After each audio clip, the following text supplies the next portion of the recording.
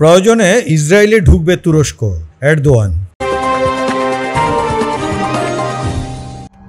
তুরস্কের president Recep Tayyip Erdogan বলেছেন, গাজা সংকট মোকাবেলার প্রয়োজনে তার দেশ ইসরায়েলে ঢুকবে। গতকাল রোববার নিজ শহর রাইজে দলীয় একে পার্টির এক বৈঠকে তিনি এই কথা বলেন। এরদোয়ান বলেন, তুরস্কের আগে লিবিয়া ও নাগারানো কারাবাখে ঢুকেছে, ইসরায়েলের ক্ষেত্রেও তারা ভেতরে ঢুকতে পারে। তিনি বলেন, এজন্য আমাদের অনেক কঠিন হতে হবে যাতে ফিলিস্তিনিদের সঙ্গে এই ধরনের উপহাস করতে না পারে। অবশ্য ইসরায়েলের ভেতর কি ধরনের হস্তক্ষেপের কথা বলেছেন এরদোয়ান তা স্পষ্ট করেননি।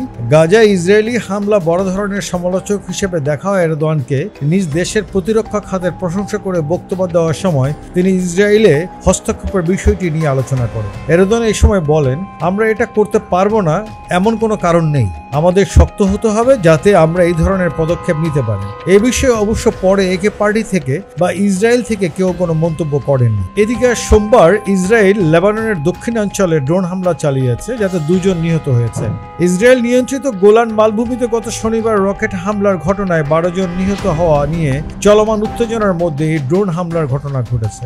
শনিবার মাসদাল শামস এলাকায় একটি ফুটবল মাঠে ওই রকেট হামলা হয়। ওই হামলার জন্য লেবাননের হিজবুল্লাহকে দায়ী করেছে ইসরায়েল ও যুক্তরাষ্ট্র, তবে ইরান সমর্থিত সশস্ত্র গোষ্ঠী হিজবুল্লাহ এই অভিযোগ অস্বীকার করেছে। এমন অবস্থায় উভয় পক্ষের মধ্যে উত্তেজনা ছড়িয়ে পড়ার আশঙ্কা করা হচ্ছে। আন্তর্জাতিক সম্প্রদায় 2 পক্ষকে সংযুক্ত থাকার জন্য আহ্বান জানিয়েছে। গোলানে হামলার ঘটনায় কিভাবে এবং কখন সন্ত্রাসী সংগঠন হিজবুল্লাহর বিরুদ্ধে ব্যবস্থা নিতে হবে তা নিয়ে সিদ্ধান্ত নেওয়ার জন্য ইসরায়েল সরকারকে অনুমতি দিয়েছে নিরাপত্তা বিষয়ক মন্ত্রিপরিষদ। রোববার রাতে অনুমোদন দেওয়া হয়। তবে ইসরায়েল কি ধরনের পদক্ষেপ নিতে পারে সে ব্যাপারে তাৎক্ষণিক কোনো ইঙ্গিত পাওয়া যায়নি।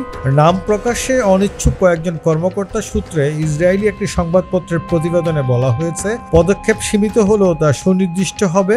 সেতু, বিদ্যুৎ কেন্দ্র, বন্দরগুলোতে হিজবুল্লাহর অস্ত্রের গুদাম লক্ষ্য করে হামলা হতে পারে।